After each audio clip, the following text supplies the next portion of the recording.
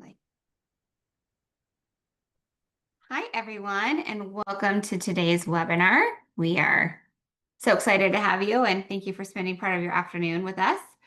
As you are getting settled and we're allowing everyone to come in, if you've been a part of one of our webinars today, you know that I like to have you join us in the chat, and I like to ask a question. So let us know where you're coming from.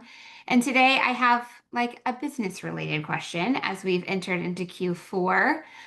Do you start any new projects in Q4? And I know technically some people are in Q2 if you do a July beginning of your fiscal year, but we'll just use this example theoretically for everyone. Do you start any new projects in Q4, or do you just use Q4 to kind of wrap everything up and get prepared to start fresh in Q1 for the new year? It's kind of crazy that we're already thinking about 2026 and kind of wrapping up 2025. Jordan, how about you as a business owner? Oh, Do you start any new projects in 2020 in Q4? we definitely started. We'll say try to finish the ones we committed to for the year as the year wraps up. Um, we had an annual retreat a couple of weeks ago, so we wrote down a bunch of things to get done by the end of November because December's kind of a write-off everywhere I find.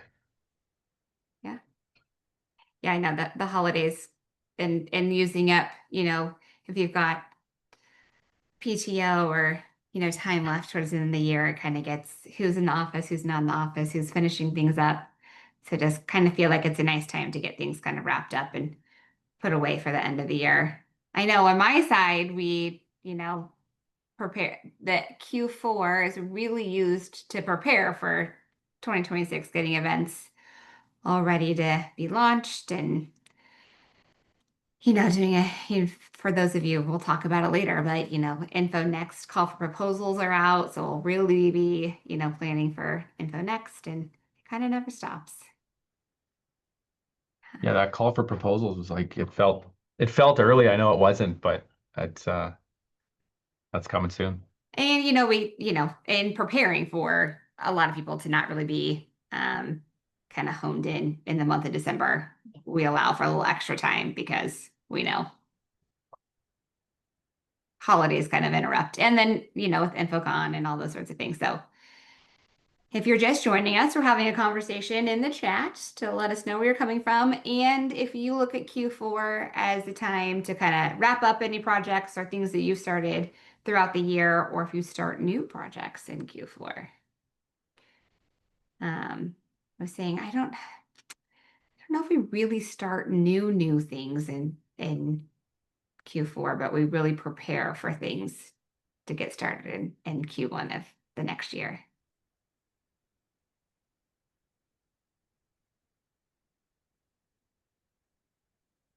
Okay, love to see everyone letting us know where they're coming from. All the good stuff people have to say.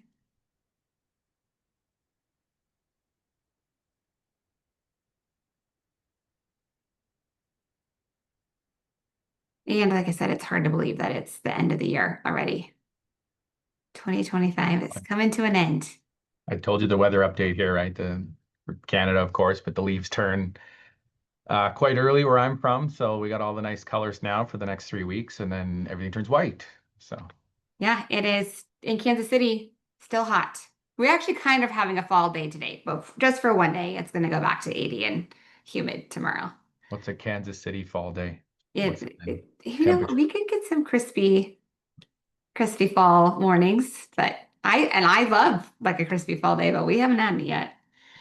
All right, it looks like we've got a good audience, so I will go ahead and get us started. Once again, thank you for joining us for our webinar today. Your content already knows what it is, Auto Classification Unleashed. For those of you who don't know me, I am Jennifer Millett, Vice President of Event Strategy and Partnerships here at ARM International. Jordan, you can switch to the next slide for me. You're very quiet, Jen. Can you speak up? Oh, yes. Yeah, see, maybe I am having speaker problems today. Keep That's letting better. me know if you can't hear me. That's better. Okay. Um, If you are an ARMA member, thank you so much for taking advantage of your membership and being with us today and being part of our community. We definitely couldn't do it without you. If you are not an ARMA member and joining us today, we highly encourage you to go take a look at arma.org to see all that we have to offer. We've got, everything from education courses, coursework, of course, the IGP, if you want to put some letters behind your name and really advance your career. Really great events, partnerships, some great communities to become a part of industry groups, all kinds of good stuff. So take a minute, go check out arma.org to see everything that we have to offer with a membership. Moving on from there, we mentioned events. So very near and dear to my heart. Our biggest event of the year is getting ready to happen. And I think in 13 days officially, we will be in Phoenix. So if your weather has turned cool and crispy, we will be in the nice warmth, dry heat of Phoenix though. Phoenix, October 19th through the 22nd, officially at the Convention Center for ARMA InfoCon this year, celebrating the 70 years of ARMA. We've got everything from great pre-con sessions. So if you're looking for some true hands-on, job training, really great sessions offering, Jordan's going to be there and his team with Microsoft Records Management Purview training. Really good 2-day opportunity to get some great hands-on education. We've got a policy course, a brand new leadership course, Essentials of RIM. So some really good opportunity to come get hands-on 2-day walk away with some real job training opportunity. And then on Monday, we get things started with our traditional courses, a really fun expo floor, some really good networking and party atmosphere too. So all kinds of good things happening at InfoCon. There's still time to join. We even have a 1-day registration that we've launched. So if you can't join us for all of the madness that's going to happen at InfoCon, you can come for 1 day and take advantage of the education that's happening on that day. So scan the QR code or visit arma.org and learn more about InfoCon. Webinars. So we have made a commitment to try to bring you as much education as possible. And one of the easiest ways to do that is with webinars. So today is kind of the last one we have before we leave for InfoCon, but then keep an eye on your inbox or scan this QR code to see things that we have available after InfoCon. Always trying to bring you the newest, latest, and greatest when it comes to training and information governance. So keep an eye on your inbox or scan that QR code to see what we have available on the agenda currently. And moving on, a few housekeeping items. We had you let us know where you're coming from and ask that fun little question for a few reasons. We would love for you to keep up with us and give your commentary, your comments, your experiences in that chat box, but it moves pretty quickly. So if you've got a question for Jordan today, please put that in the Q&A box. So that way we can make sure that he gets those and we don't lose them in the swift conversation that's happening in the chat box. Additionally, if you hear something you love, use that reaction bar. It's fun to see the applause, the hearts, the thumbs up, all those fun things. So don't be shy in using that option either. And then also we have closed captioning available. So if you need that, just use the little caret by the CC box and you can enable the closed captioning. And I will also note, I almost forgot to mention, a new fun thing that we've added. If you would like to come on at the end and ask your question live, you just need to raise your hand and we will allow your audio to come on. You will just have to then unmute and then you can ask your question live. It's been a fun new way to engage in these webinars. So keep that in mind towards the end of today's session. And then frequently asked questions, keep an eye on your inbox and we will send you a link to today's presentation and a link to the recording. The email address that you use to register for today's event is where that information will go to. So keep an eye on your email and we'll send you that information. And then last but not least, we want to thank Jordan and his team for their continued support and sponsorship. Not only is Cadence Solutions a wonderful sponsor, but they are a trading partner. I mentioned that they are coming on site to do the Microsoft records management training for us. They also offer that virtually throughout the year. They are a wonderful training partner to us. So we hope that if you're interested in that training, you can go to the ARMA website and see more information or the Cadence Solutions website. But we hope that when you are considering products and services for your company, you choose those that support you. And with that, Jordan, I'll turn it over to you. Over to me. Thank you, Jen. How do I sound? How's the volume? Sounds good to me. Excellent. All right. If there's a problem, somebody can blow me up in the chat or something like that. But hi, everyone. I'm Jordan Uytterhagen, founder and CEO of Cadence. Been doing this for a long time now. Feel like I've been doing webinars for a long time with Arma as well. Coming up on about 20 years, which is quite shocking. So I am the Arma Edmonton chapter president as well. Very engaged in the community. And I focused on records management, data protection, and specifically in two technology stacks, the 365 stack, and a lot of time spent in the OpenText stack. So I'm going to walk through a bit around AI classification today. And I really, disseminated this deck through my experience of the last almost decade of going through and implementing. I'm the implementation guy, is what I was deemed for so long. So I'm going to talk about one of the past projects where it really was early in its time, and I'll explain the story of a municipality there. Some R&D we did internally here at Cadence to play with AI and try to get the content cleanup and classification problem solved. We'll go through some machine learning versus AI. Nobody really talks about machine learning anymore. It's kind of been genericized and rolled into the AI hype train. Talked about something that we've put together called Peregrine, and then of course Q&A, and as Jen mentioned, just throw the Q&A right in the Q&A section of the of Zoom there, and I'll get those answered. I have the option of checking them off or answering them live as we go through this. So if your geography is great or you're one of those geomapping guys, you'll know where this is, and this is nearby the municipality that we'd worked with a number of years ago. And essentially they got lost in their own data, both from a project perspective and from a classification perspective. They, before 2015, of course, like many organizations, still the ton we work with today, had decades of content scattered across shared drives, both personal drives, corporate shared drives. They'd never done electronic records management, really good at physical, but never had done electronic records management. And what does every organization go out and do when they're like, well, we have to go out and start working on this ERM project? They go out and hire a consultant. That's what they really do. The consultant wasn't us. It was a specific records management consultant, and they tasked that individual with creating a retention schedule, writing an RFP, and going out and essentially leading a committee to procure an EDRMS solution. Pretty standard for the course. That took them a number of years to go through and do that. By the time you get the RFP to hire the consultant, you have them do the retention schedule. They actually publish an RFP, select, award, and onboard a software and a consultant vendor. It can take a lot of time. So you're multiple years into your journey. And in 2018, they purchased the system, but essentially none of the prep work was done in advance. And I'm going to walk through what that prep work was, and then you'll kind of see this all tie up near the end of the presentation today in terms of, if we could do it again, how would we do it differently with today's tooling? So the problem was, how do we determine a file's classification in a sea of files?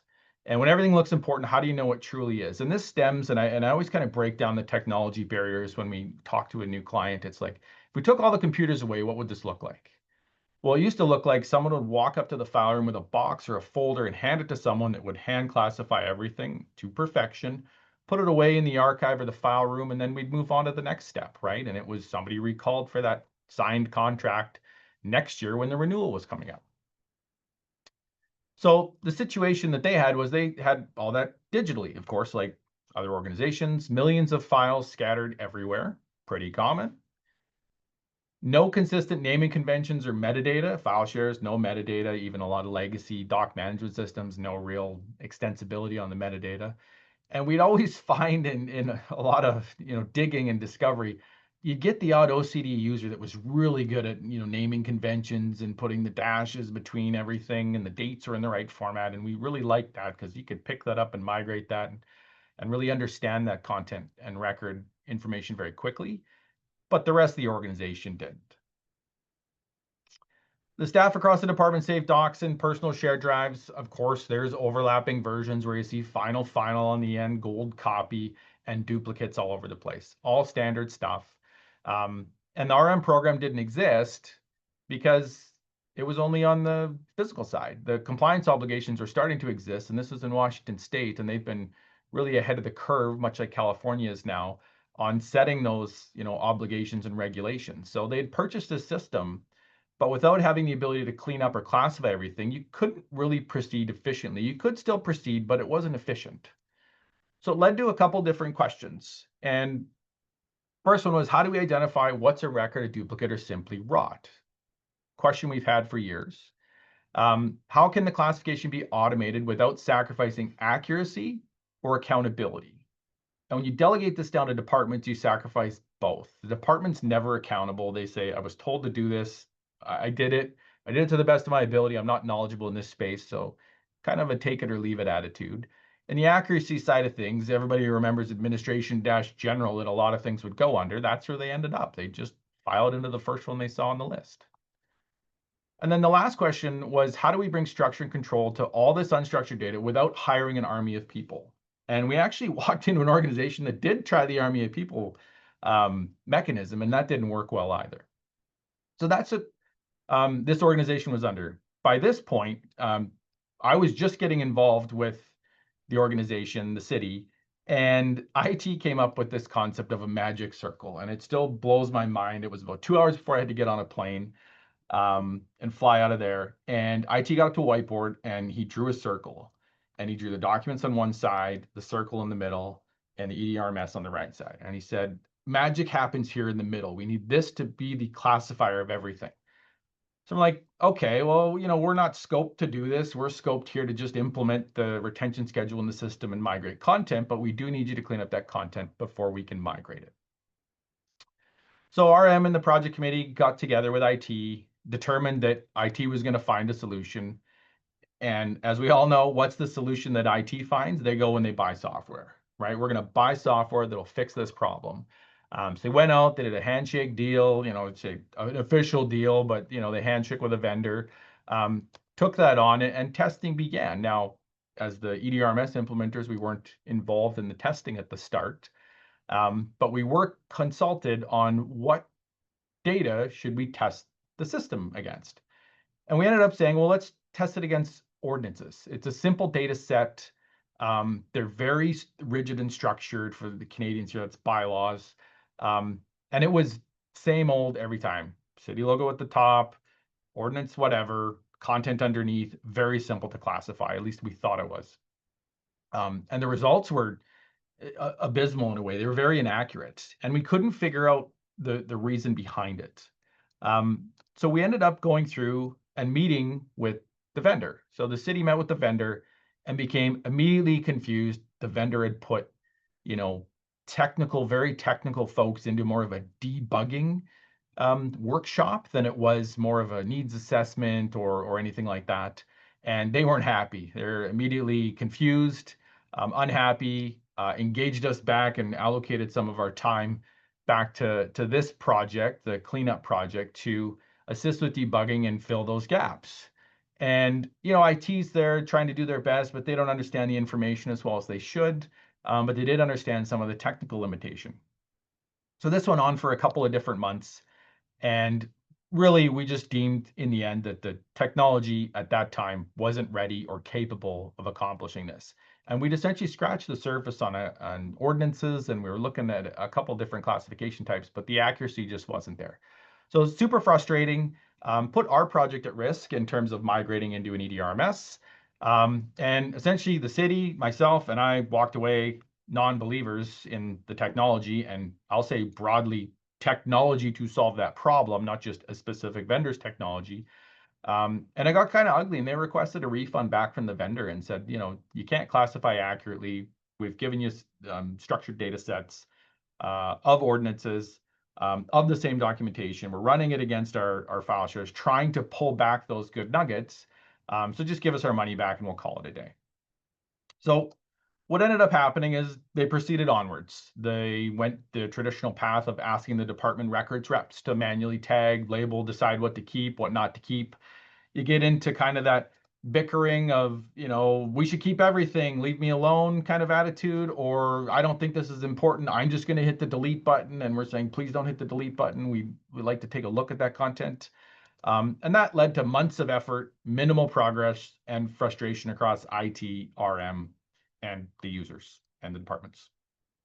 What ended up happening is The project started to slow. It was moving along. The departments that got their stuff done efficiently and effectively were migrated in. The ones that didn't just fell to the end of the queue. One of the worst was the police service. They got other things to do besides go through and cleanse content. So it slowed, and then the retirement started. We had the key sponsor retired. He's like, I'm going skiing. See you later. I've been here for 30 years. He took off. Even the consultant retired from the start when he was there from 2015. He also went skiing, actually, now that I think about it. So we had a bunch of skiers. And then the project just slowed to a crawl and eventually stopped. So I reflected on this over the last couple of months as I was preparing this presentation. And I was like, what's a one-liner or something that we can walk away with from this? And it's when every decision is manual, the progress stops. And that's been one of the blockers in the record side is as the content exploded, we all know they didn't allocate more FTEs or positions to RIM or it gets moved around the org based on if it's risky for maybe in financial services to if it's public serving, if we're sitting in the public sector, we're getting funded through the legal department potentially. But when it's manual, everything stops, and we're not adding more horsepower capacity to get through the manual decisions that need to be made. So as my history lesson continues, we look at the AI innovation. So all of this story so far is pre-2020.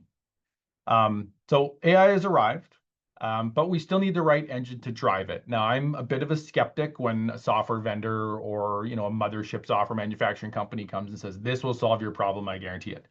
I want to see it, and I want to make sure it's not just the product marketing folks filling my ears with things that they think I'm going to believe. So AI is becoming the new power source for information management. And I did a bit of a back check on GPT in terms of when it was released. And I'll actually say that personally, I wasn't really aware of GPT till probably 2022, pre-release 4, when it started to make some waves in the technical side, the IT side. Maybe in the chat you can throw in when you were aware of it first coming out.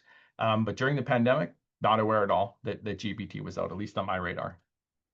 So it became really, it's starting to revolutionize IT or technology, much like electronic vehicles have revolutionized transportation.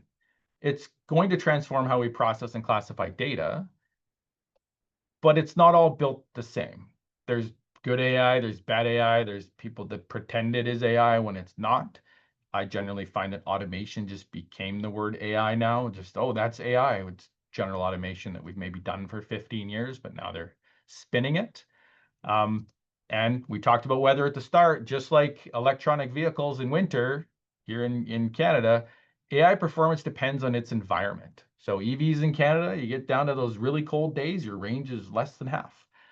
So without the right conditions, the results of AI are going to drop fast, much like that EV in winter. So that led to an R&D project that we started to spin up here. And I wanted to solve this problem. I saw this new technology that we're like, okay, we have this new tech. Maybe there's something we can do here with it. So I assigned one of my members of my team, my CTO, his name's Freddie. If you've worked with him before, he's brilliant and also relentless. So he's the perfect R&D guy to build a team and investigate this. And we went out and tested several AI products, both large and small vendors. So large as in publicly traded on the stock market, hundreds of millions of dollars in revenue, and small to a few people working on a science project style of application. Tested in 3 different capacities. There was on-premise tools, cloud-only tools, and some that were boxed into the vendor's data center. And like any good project, it took longer than we expected. So it took us 2 years to get this thing up to a findings report or a finding where we could actually pick a direction on what was next. So we tested the hype, and I'm going to share what actually happened with you so you can fast forward through maybe some of your findings. One, limited success. Most solutions overpromised and underdelivered, the death knell of everything in technology, and very few demonstrated measurable success. And I'll touch on what those metrics are later. So there's actually a way we can measure this effectively. Surprisingly, data exposure was very high. This one was a bit of a jaw-dropping moment for me, to be completely honest. Many products sent data through the public GPT APIs, and the metadata for one specific vendor was stored in their data center. And I'll show you a diagram in a few minutes on what that looks like from a data flow perspective. So that was very concerning. We did have a side conversation with them on how we feel that could be improved. Um, what we really lost was quality control. So once the data entered the vendor's ecosystem, self-training and AI learning, so our control of that was lost. So if our data moved forward, we moved from one invoice format to another, or we uncovered some older stuff on a file share that we didn't think was there and we needed to do some more training, it was hard to maintain the accuracy on run 7, 8, 9 of the same application targeting the same data. And honestly, over those 2 years, the technology evolved a whole bunch. Models changed constantly. The landscape, I would say, is ambitious, but still very immature. It is, very dot-com bubbly in terms of what it can do, everybody promising AI and everything. But the maturity of those products isn't quite there to do what we expected it to do. To double down on the data exposure side of things, this is what the data exposure looked like with one of the organizations. So who has your data and for how long? Two things we're always concerned with. Um, just to kind of light this up here, we can run the tool, at least one of these tools was on premises. So I put it on a server in my data center or potentially in Azure, which is still within my trust boundary. On my file share, I have documents. On my file share, I have folders, and it runs through and scans that and starts to evaluate it. Well, how it evaluates it is it sends it up to GPT through the API and says, here's my document, or here's context or content inside of my document. What kind of document is this? And it comes back with those results. Then it goes and takes some of those results and stores the metadata separately off to the vendor's data center. And this was one of my like, whoa, whoa, whoa, timeout moments. We were working with, we'll say, a military organization that didn't like that at all as a potential storage center, and you can see why. So this was really shocking in terms of the exposure when you're trying to do the IM/RM, classification side of things, and you don't have control where this is actually going to if you use one of these applications. That was one of the problems. The other problem was the models change. And I didn't realize how much they changed when we were in the trenches. But when I took a step back and I pulled up the GPT release dates, and this doesn't include Anthropic and Gemini and all the other ones that are released, there's 5 released there in about 15 months. So if you're moving and you're adjusting your technology with each new model, we're chasing our own tail and trying to make something accurate. So although AI was great, it was moving at such a pace and the models were being released at such a velocity that it was tough to keep up to it the whole time. The accuracy would, go like a roller coaster, up and down based on models being released or not released. Costing was changing constantly based on new models costing more, 4.0 mini being cheaper, etc. So somebody asked me, like, your answer is Copilot, right, Jordan? Microsoft guy, you're going to just spew Copilot. And the answer is no, it wasn't Copilot either. So we gave that a crack. That didn't work that well. So Copilot also moves to newer models. There's no sticky option for a model in Copilot. I can't say, leave me here, I'm happy.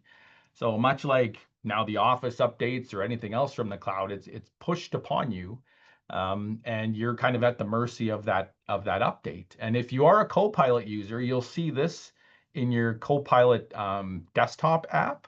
You'll see the Try GPT-5 button up there. This is from my environment. I am the administrator. I did not authorize that Try GPT-5 button to be put in Copilot, but it's there. So all my folks now have the option of using that. Again, moving it forward without us having the ability to put a box around it or kind of make it sticky, so we can pin a quality level for a period of time. As we're going through and doing, let's say, a file share cleanup, we do have a bit of a frozen state. There is new content being created, but there isn't a lot of variety in the new stuff being created. It's usually more of the same. So it led to this, and this reads, I guess, like a giant book report from school, but you'll see where I'm going at the end here. Is what's our hypothesis around this? Well, we need RM people, and we need them to provide context and really defensibility. We can't just say AI says so and walk up to a court or to opposing counsel and say, well, the AI said that, so we're going to go with that. And we need them also to define what matters, because AI doesn't know what matters. It just is trying to determine what something is. It can't say this is more valuable or less valuable than something else. It's just going to tell you this is a status report. Well, this may be a status report on a project that's much more valuable than a status report on, putting labels on, laptop docks or something. We need AI or machine learning was one of our uh, findings. So machine learning can scale and be consistent. I've done a ton of machine learning projects from 2010 to essentially now, and they're always very consistent. So that was interesting to me. But we may need AI to spot sensitive data and perform extraction of metadata. Machine learning doesn't do that efficiently. We feel that AI could do that a lot more effectively. And one of the most important things is we need training control. We need to be able to make the machine smarter and not just feed it prompts or send the data off and cross our fingers and hope for a result. So we needed a validation mechanism, and we needed a way to lock the version or freeze a point in time and track confidence versus correctness. And I have a whole separate slide on that I'll touch on as well to kind of drill into those two things, which are pivotal in doing any kind of cleanup like this. So we needed to find that balance between people and AI. And one of the things we did right away is we hired a records expert. And Ken, I think you're in the chat there. So you sent me that headshot yesterday. So I put it right on the screen for you, buddy. And Ken likes three things. Ken likes beer, Ken likes Dungeons and Dragons, and Ken likes records management. If you've been in the ARMA community, definitely in Western Canada, Ken put together Whining About Records a couple of years ago in Kelowna. It was a wine tour, and you would actually whine about records in a 2-day conference that was absolutely amazing. So we brought Ken on board and said, let's go through some classification stuff with Ken. Then we needed to find a data set. So we need to find a data set to find the right content, and the easiest way to get a variety of content was go into the municipal space. It's publicly available. You can search websites and grab that data back. So made the most sense. And then we needed to have an accurate classification. So I challenged the team. I was like, we want to hit 85%. When a reasonable speed, we'll be loose with that term because hardware can always make it faster, but let's be reasonable about the speed. And you pick any tool you want. Doesn't matter what the tool is. But when you tell an engineer that, you already know what they're going to do, right? They're going to go build their own stuff. So it was how do we guide the right building of stuff around that? And it came into the two components of machine learning versus AI. And I'll just touch on this as a definition. So what can machine learning do in content classification that maybe AI can't do well? So it is consistent. There's no fatigue, there's no disagreement, and it'll apply the same logic across millions of files. Essentially, there's no model to change. So if we go to GPT-6, our results will still say the exact same. What would take human months or years can be processed in days or weeks, essentially computer versus person. Accuracy with training, we can constantly make the machine smarter. We're in control of training. And we can adapt to the record structure. So if you go through and get a new retention schedule, or if you're a private organization and you're doing an M&A activity and you're inheriting other content, that can be something that we need to additionally train. And there's fewer errors than AI. So it's stable, predictable, version locked, even performance-wise, we felt it and proved it was a lot more reliable. And the version locking was really the ability to have it more accurate. Now, AI still has its place. Context understanding can't beat it. Natural language meaning, even if you want to do translation of languages, sentiment is big. Pull me all the negative feeling status reports, documents, whatever it may be, records pertaining to this, and intent. Metadata extraction, names, dates, subjects, entities directly from there. And one that was really uncovered that was quite interesting is vision capabilities. And I don't know if everyone here is aware of that. You got to be kind of deep into the AI space to get this, but you can essentially have it analyze images in addition to graphs or non-OCR content and give you results back on that. So that's not something that machine learning was going to do, but it is something that AI can do. So you almost need a fork in the road at times to go, which direction are we going based on our use case for this content? And you need the RM person to define that content. So what we ended up doing is we built our own thing. The engineers were saying, no, we're going to build our own, and we're going to go get some technology underneath it, and we released Peregrine Classify. Now, if you're familiar with Cadence, we do have a migration tool called Peregrine Migrate. This is an extensible solution on top of that. So In amongst it, we had a couple different balanced approaches and things within that tool set. One is deduplication. So seldom were these tools having true deduplicates or true deduping. So we can remove those duplicates prior to migrating. Now, duplicate can mean a number of different things. Some people say it's a duplicate, remove it. I look at it a little deeper than that. Is it a duplicate? Is it a convenience copy stored somewhere else? Is that something we want to remove? Do we only want to do deduping on a narrow wedge of that file tree, or specifically out of another system? So there's a couple of different ways that you need to look at deduplication. The other side is we needed machine learning that you train. It can't be trained by a model. It can't be left for something to check and grade its own homework, right? If I let my kids say their room is clean when they go clean their room, it's generally not to the standard that maybe mom and dad would like it. So you need a trainable local model for consistent and repeatable classification. You need to stay in control. And because of that control, it needs to be validated by records folks that are essentially operating the system.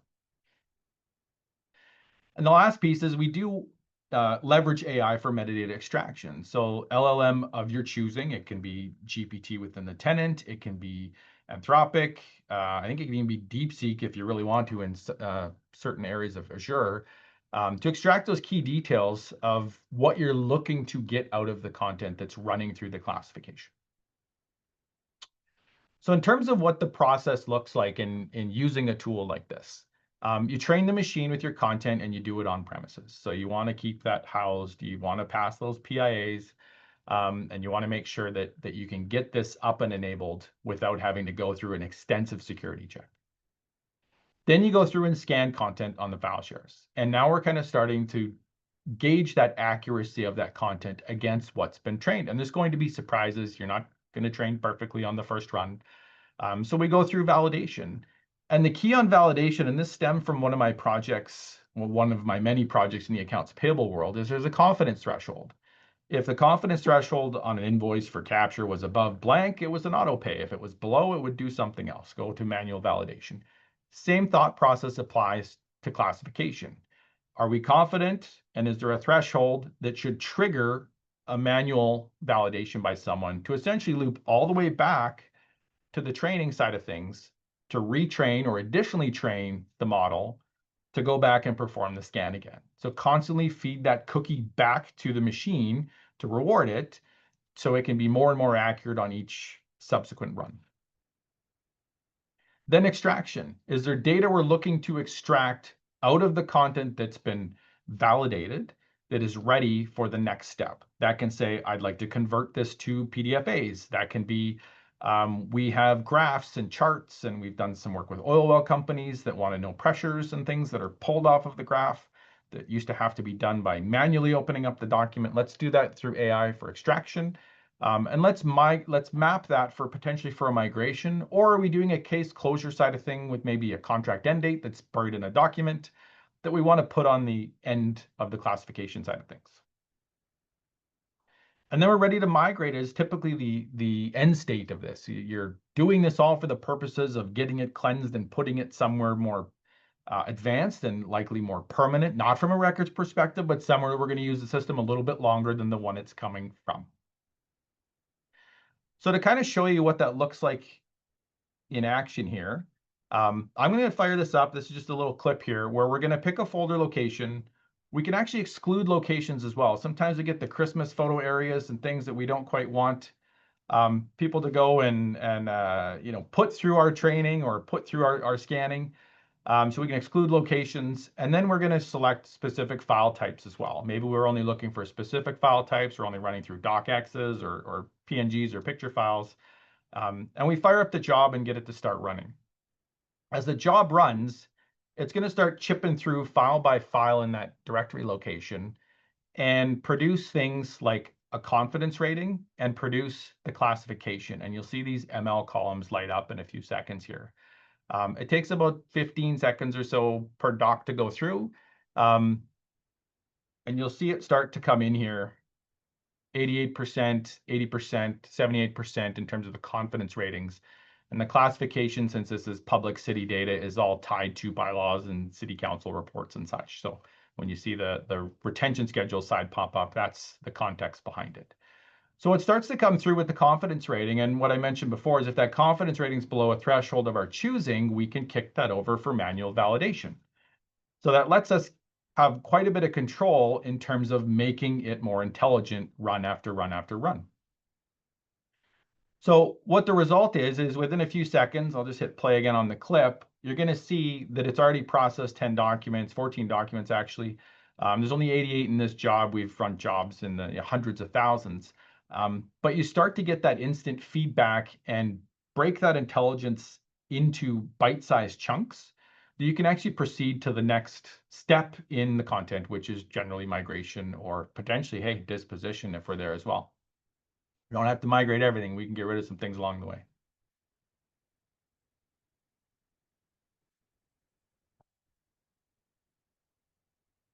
So architecture, this is one that was a bit of a sore spot with me when we went through this. I wanted to ensure that the architecture of this could be fully independent of a vendor.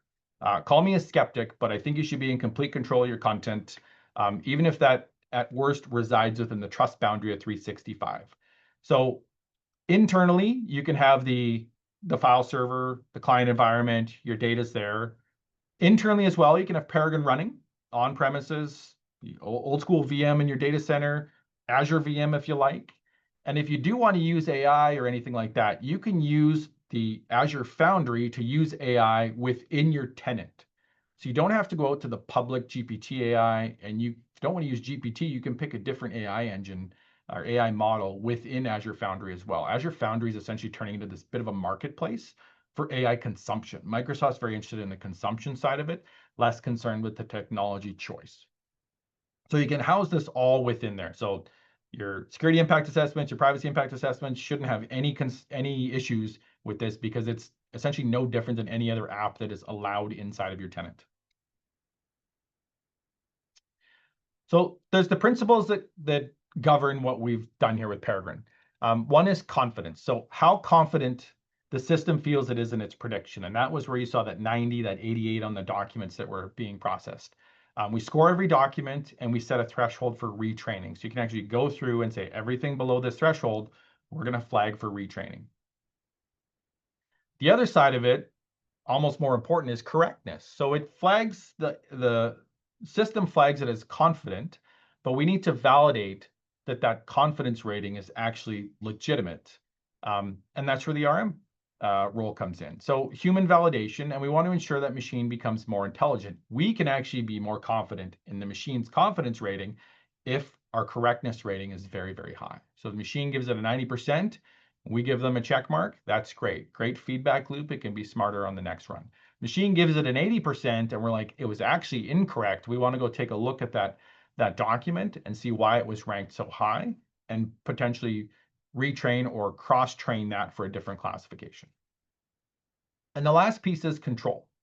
So we want the ability to tune and lock the model. So tuning is retraining. Locking is once we've trained it, there's no AI engine that's moving forward to GPT-6. There's nothing moving forward and moving out of our control so that we can actually make it as accurate as possible for our specific industry or organization.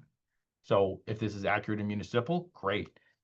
It's very transferable. If we're accurate in your organization, it can maintain itself there and continue to become more accurate, barring an M&A activity, merger and acquisition, or something else where you would have an influx of content that may not be in your core business.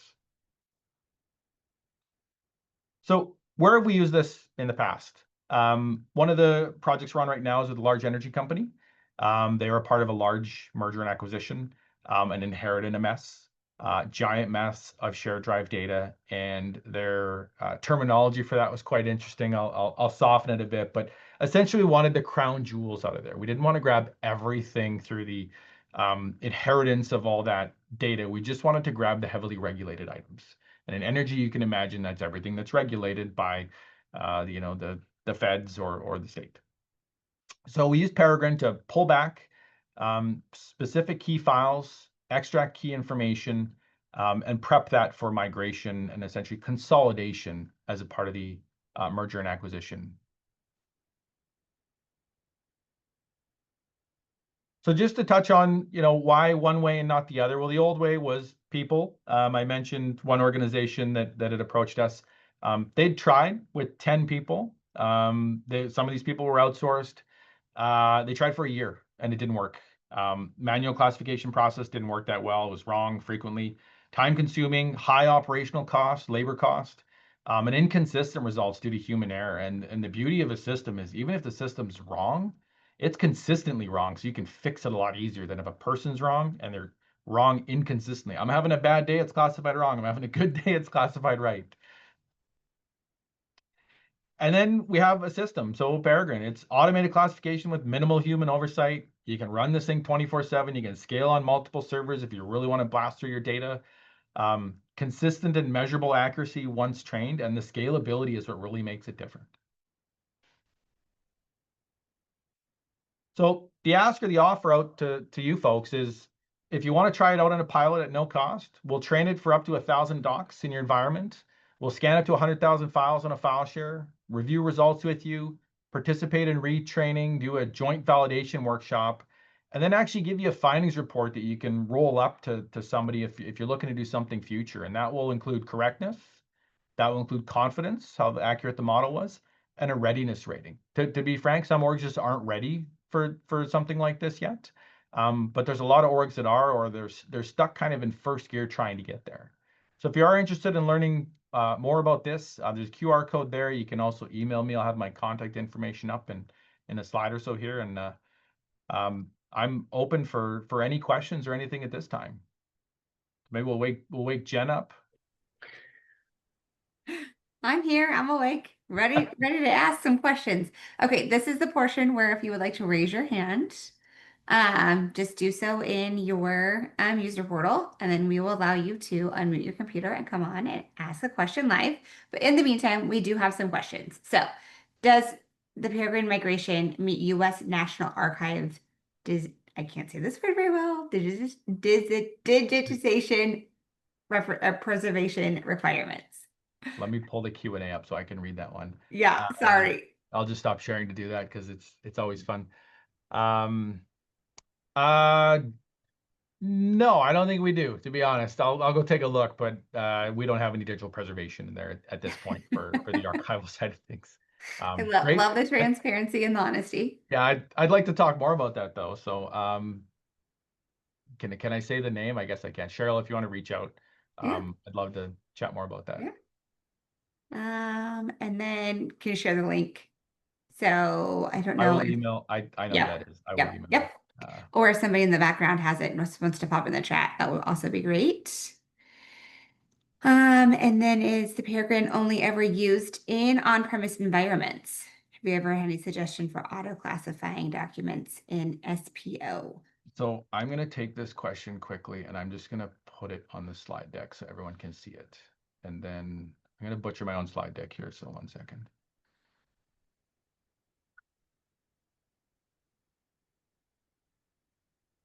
And then we still have a lot of attendees with us. So someone be brave and come on and ask your question live. It's really fun if no one's been a part of one of our webinars where we do live chats. All right, so this was the question, if you can see it. So is Peregrine only ever used on-premise environments? Do you have any suggestions for auto-classifying documents in SharePoint Online? Is it only ever used in on-premises? We do have connectors that can connect out to SPO, that can connect out to even SharePoint Embedded, or legacy ECM systems. That stems from the migration side of the product, so very extensible. If you are in SharePoint Online already, there is something called autofill columns. So autofill columns will do the extraction out of, so it'll do the metadata side for the extraction out of documents. So I put contracts in an area, I set up those columns, and in those columns, I will have contract end date, contract start date, contract value, and it will auto extract out of the documents I put in that library. So it's great on the metadata extraction side. The kicker with that is it's charged per file it does that for. So the costing goes quite astronomical and you're kind of not in control of some of your costs. For specific auto classifying, Purview has trainable classifiers. It's okay. Microsoft came out and have rebranded Syntex 6 different ways since they've rebranded. I think the official count is 4. It went from Cortex to Syntex to SharePoint Premium to now called Microsoft Document Services, I believe. That does have a trainable format side of it. Again, licensed per document process through it. So you can use that, but it is one of those influx products that they're kind of trying to find the right, we'll say, marketability for it, even though I do like some of the use cases. Here's a really long I see that one, Jen. experience. I'll read it out here. Okay. I'm at the beginning of transferring to an electronic system with really messy online files. I need you to have a support group for that. If we were to try, Peregrine, how long do you think it would take before a migration is possible? Where that happen during the building of a new system while adding records? So I'll rewind backwards in that. So you need an information architecture if you're going to a new system. That will be based on your records classification, of course. Backing that up even further, one of the ways to get into that records retention is we need to know what we have. And to know what we have to go do the classification of it locally. So if you have a retention schedule, you're pretty close. You need to do an information architecture, and then you need to run the system, Peregrine, against the content to determine the classification so you can determine the landing spot for that migration. Now that's a lot. If you're going to paint this picture to your boss, the easiest way to do this is to say we're stocking shelves in a store.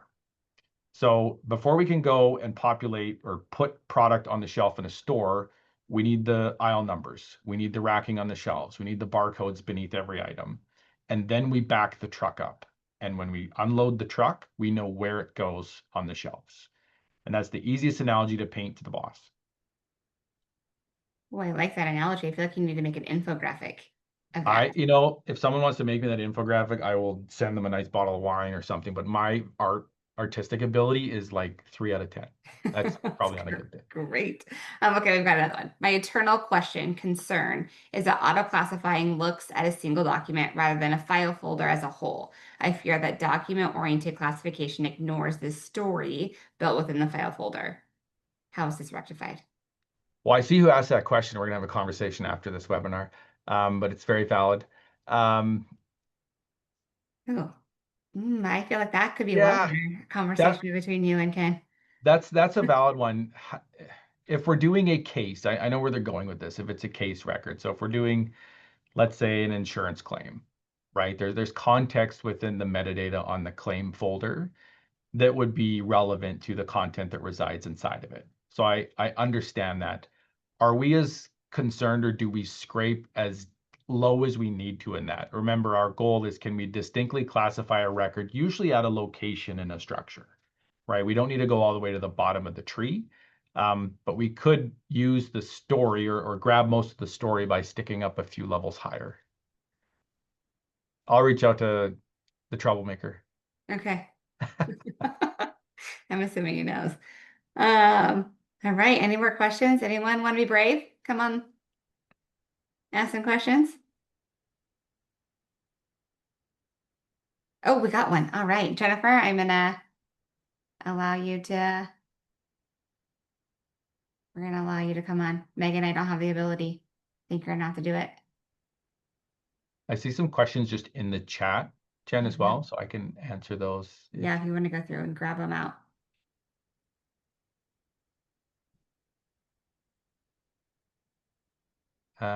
So does this work on files within Laserfiche? We do have a connector to Laserfiche. Peggy have not run that officially on Laserfiche, but love to give it a shot. Looks like just some crosstalk in there. Is Jennifer, is that who you're trying to unmute? Yep. Oh, there we go. Jennifer, there you go. Jennifer, you can talk. Hi, Jordan. It's Jen from Edmonton. My question is, in your analogy, can we do the reverse of that? So not having all the shelves ready, understanding the content, and then building that architectural structure. Yeah, if you got the time, absolutely. The situation I run into is usually it's we've bought a system, now we must use it, build the shelves, get things on them. But I know your situation, Jen. We talked about it, so I know where you're getting at, but you can do the inverse of that. Okay, sounds great. Thank you. See, it's not scary. It's fun if anyone else wants to give it a whirl. Yeah. Gens aren't scared. That's generally a theme, I think I find. So yeah. True. Okay. Oh, another question. Have you tried cleaning up an SPO disaster? Not with this, but I've cleaned up an SPO disaster. One of our, surprisingly, one of the most requested projects we get is we call it messy SharePoint to clean SharePoint now. And it's all SharePoint Online to SharePoint Online. It used to be SharePoint On-Prem to SharePoint Online, but SharePoint Online's hit its peak capacity we've made a mess in it, and now we need to circle back around.